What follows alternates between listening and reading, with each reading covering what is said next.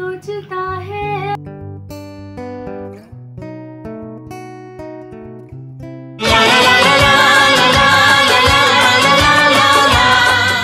Good morning বন্ধুরা, কেমন আছেন সবাই? মধ্যবিত্ত গানবালার আরেকটি ব্লগে আপনাদের সকলকে স্বাগত জানাই। এই যে আজ সকাল সকাল চলে এসেছি কাঁচরাপাড়া স্টেশনে। আজ যাব একটি বিশেষ জায়গায় ঘুরতে। আজ মিঠাইয়ের সাথে যাচ্ছি ওর বান্ধবীর বাড়িতে, আর ফেরার পথে ঘুরে আসবো আমাদের এখানকার বিখ্যাত লাহিড়ী বাবা মন্দিরে। আপনারা পুরো ব্লগটা দেখুন শুরু থেকে শেষ অবধি, আশা করি আপনাদের অনেক ভালো লাগবে। এই যে আমরা এখন ট্রেনে উঠে পড়েছি। ট্রেনে উঠলে বরাবরই আমি এরকম ধারে দাঁড়াতেই পছন্দ করি, কিন্তু মা মিঠাই এদের চরম আপত্তি আমার ধারে দাঁড়ানো নিয়ে। ট্রেনের ধারে দাঁড়ালে কিন্তু এই বাইরের প্রাকৃতিক সৌন্দর্যটা দারুণভাবে ফ্রেমবন্দি করা যায়, সেটা চোখের ফ্রেম হোক আর সেটা মোবাইলের ফ্রেম হোক, কি বলুন? তো এই যে কথা বলতে বলতে আমরা চলে এসেছি নৈহাটি স্টেশনে। নৈহাটি স্টেশনের এই জায়গাটা বরাবরই খুব ভালো লাগে, এই যে অরবিন্দ রোড, আর এখানেই সেই বিশ্ববিখ্যাত আমাদের সকলের প্রিয় বড় মায়ের মন্দির। দিনটা যেহেতু ছিল মঙ্গলবার আর উল্টো রথ, তো ওই জন্য প্রচুর ভিড় হয়েছিল, প্রচুর ভক্ত পুজো দিতে এসেছিল। আপনারা বড় মায়ের মন্দির দর্শন করুন। বড় মাকে মন থেকে ডাকলে নাকি সব পাওয়া যায়। বড় মা আপনাদের সকলের মঙ্গল করুক এই প্রার্থনা করি। বড় মাকে একটু দর্শন করে নিন আপনারা। তো যাই হোক, বড় মার মন্দিরে প্রণাম করে আমরা এগিয়ে গেলাম ফেরিঘাটের দিকে, কারণ আমরা ফেরি পার হয়ে ওপারে যাব। আপনাদের আজকে হুগলি জেলার একটি অফবিট লোকেশন ঘুরিয়ে দেখাবো। তো এই যে আমাদের ফেরি চলে এসছে, আমরা একে একে লঞ্চে উঠে পড়েছি।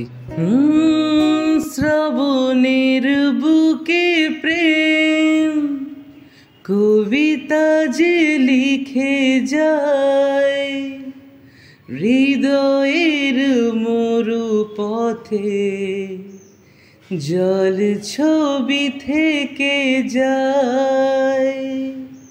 শ্রাবণের বুকে প্রেম কবিতা যে লিখে যায়, হৃদয়ের মরু পথে জল ছবি থেকে যায়। জানি সেই তো ছিল আগে ঘুমে অনুভবে স্বপ্ন চারিণী, আজ শূন্য মনে জাগে জানি কোন সুরে প্রেমের কাহিনী। রিমঝিম ধারাতে চাই মন হারাতে, রিমঝিম ধারাতে চাই মন হারাতে। লঞ্চ পেরিয়ে ওপারে গিয়েই আমরা প্রথমেই টোটো নিয়ে নিলাম।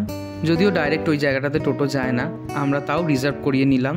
তো যেহেতু আগে কেউই যায়নি আমরা ওর বাড়িতে, এবং অফবিট লোকেশন সম্পূর্ণ প্রথমবার যাচ্ছি, তো ওই জন্য গুগল ম্যাপই ভরসা। আর ওরাও যেভাবে অ্যাড্রেস ডিকটেট করেছিল সেইভাবেই যাওয়া। একই জায়গার মধ্যে প্রায় 1.5 ঘন্টা 2 ঘন্টা ধরে আমরা ঘুরেছি। আমরা ফাইনালি সেই জায়গাটাতে পৌঁছেছি। মানে এই যে দেখতেই পাচ্ছ আমরা ওখানে চলে এসেছি। চারিদিকে দুধার দিয়ে শুধু গ্রাম, ধানের গোলা, এরকম জায়গা এখন খুবই কম দেখা যায়। আর হুগলি জেলার ভিতরেও যে এরকম একটা জায়গা ছিল সেটা আমি আগে জানতাম না, এই প্রথমবার গেলাম। এই যে পৌঁছে গেছি ওখানে, 3 বান্ধবীর অনেকদিন পর দেখা, সে খুশি আর ওদের বাঁধ ভাঙে না, কি করবে বুঝতে পারছে না, মিঠাই আর ওর 2 বান্ধবী। তো যাই হোক, এটা দেখেও খুব ভালো লাগছিল। মিঠাই আর আমি গিয়েছিলাম, আর তার সাথে ওর আরেক বান্ধবী এবং তারও বয়ফ্রেন্ড গিয়েছিল। বহুদিন পর এরা 3 জন একসাথে। তো যাই হোক, ওদের বাড়িতে যেতেই প্রথমে আমাদেরকে এত কিছু খাবার দেওয়া হলো, মিষ্টি, সিঙ্গারা, কোল্ড ড্রিঙ্কস। এই যে ইনি হলেন তিথি, এ বাড়িতে আমরা গেছিলাম। আর এই যে 2 জন নতুন নতুন কাপল, একদম শিব পার্বতীর মতো বসে আছেন, ওদেরই একটু লেকফুল করছিলাম আমরা। আর এই যে এনাকে তো চেনেনি, ইনি হচ্ছেন আমার উনি। যাই হোক, প্রত্যেকটা ব্লগেই আপনারা এনাকে দেখেন। তো এই সবাই মিলে মজার আড্ডা, মজার খুনসুটি এই করেই চলছিল। আর আমি তো জানেনই একটু সবার পিছনে লাগতে ভীষণ ভালোবাসি, আর মজা করেই মিঠাইকে বললাম আমাকে একটু খাইয়ে দিতে।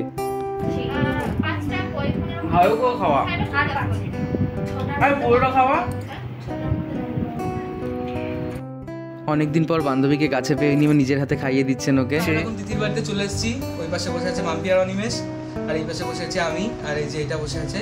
এখন আমার সাথে এখন ঝগড়া করছে যে কে বেশি প্যাম্পার্ড হয়, সেটা নিয়েও ঝগড়া করছে।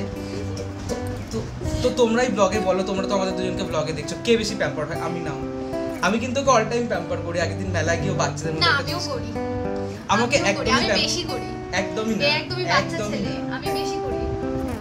জিন্দেগিতে করিস না। ও আচ্ছা, এতক্ষণ ব্যাগগুলো কে ধরে আনতো? আমি ধরেছি। আচ্ছা, ব্যাগ ধরলে প্যাম্পার করা হয়। হ্যাঁ, বাহ, তো অসুবিধা হচ্ছিল না, একদম খালি হাতে চলে আসতো। বাহ, বাহ, আর বাহ। আমার হাতে সব ব্যাগ। আর এই যে তোকে যে মেন্টালি আমি হ্যান্ডেল করি, তার বেলা মেন্টালি যে প্যাম্পার করি, তার বেলা মেন্টালি কিভাবে শুনি? কিভাবে? ব্লগে রাগ বলবো, বলে কে সামলায়? ব্লগে মাথা তো গরম। ব্লগে এদিকে বলবো, সামলাই তো আমি। প্রেস্টিজ থাকবে তো ব্লগে বললে? একদম। ব্লগে বলবো, প্রেস্টিজ বলো, থাকবে যেটা তো? বলা সেটা বলো ব্লগে। আমি চাই না তোকে পাবলিক না, যেটা বলা সেটা বলো। কিচ্ছু বলবো না। এখন তোকে পাবলিক কমেন্ট বক্সে এসে বলবে যে একটা ভালো বয়ফ্রেন্ড পেয়েছিস, সবসময় প্যাম্পার করে। ভালো বয়ফ্রেন্ড, ভালো কেউই না, ভালো কেউই না। আচ্ছা তোমরাই বলো, আমি কি অন্য কোনো মেয়ের পিছনে ছুকছুক করি কি করি না? থাক এত।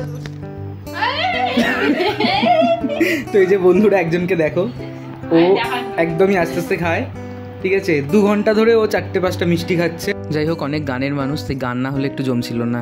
পথ দিয়ে চলে এলি, সে পথ এখন ভুলে গেলি রে। যে পথ দিয়ে চলে এলি, সে পথ এখন ভুলে গেলি রে। কেমন করে ফিরবি তাহার দ্বারে, মন মন রে আমার। ওরে मनवा तू तो बावरा है, तू ही जाने तू क्या सोचता है, तू ही जाने तू क्या सोचता है बावरे। क्यों दिखाए सपने तू सोते जागते, जुबर से सपने बूंद बूंद नैनों को मुंद मुंद। গানের শেষে চললো আর এক তরফ খাওয়া দাওয়া, মানে আমরা শুধু খেয়েই যাচ্ছি। যাই হোক, খাওয়া দাওয়া শেষে আমরা চলে এসেছি লাহিড়ী বাবার আশ্রমে। এই আশ্রমটা খুবই সুন্দর, খুবই শান্তির জায়গা। এই যে এখানে বিশাল বড় বড় হাঁস রয়েছে, 2টো সাদা ধবধবে রাজহাঁস রয়েছে। তো এই যে আমরা এখন সবাই মিলে মন্দিরে ঢুকছি। এই মন্দিরের মানে এই আশ্রমটার একটা নিয়ম আছে, প্রত্যেকটা ছেলেকে এখানে বাঁধতে হয় মাথায় রুমাল, আর প্রত্যেকটা মেয়েকে এখানে বাঁধতে হয় মাথায় ওড়না। এইটা হচ্ছে একটা নিয়ম এখানকার। এই যে এই পাখিটাকে দেখলাম, এই পাখিটার নাম পড়েছিলাম ছোটোবেলায়, ভুলে গেছি এখন। তো এই যে এখানে আবার ছোটো মতন একটা উপাসনা কেন্দ্র রয়েছে। অনেকটা রাস্তা ঘুরে ঘুরে মন্দিরটাতে ঢুকতে হয়। তো এত সুন্দর লাগছিল, একটু রাধাকৃষ্ণের একটা মূর্তিও দুলছিল ওখানে। আর এই যে এটা হচ্ছে মন্দিরটার ভিতর ক্যামেরা এবং ভিডিওগ্রাফি পুরোপুরি রেস্ট্রিক্টেড, ওই জন্য আমরা নিয়ে যেতে পারিনি ফোনটা। আর মন্দিরটার সামনে একটু জল বাঁধানো আছে, সেই জলের মধ্যে সবাইকে পা ডুবিয়ে পা ধুয়ে তারপর মন্দিরে ঢুকতে হবে। তো এই যে মন্দির থেকে বেরিয়ে মিঠাই শরীরটা একটু খারাপ লাগছিল বলে এখানে বসে একটু রেস্ট করছিল। আর তারপরই আমরা বেরিয়ে গেলাম বাড়ি ফেরার উদ্দেশ্যে। চলে এসেছি ব্যান্ডেল স্টেশনে টোটো ধরে।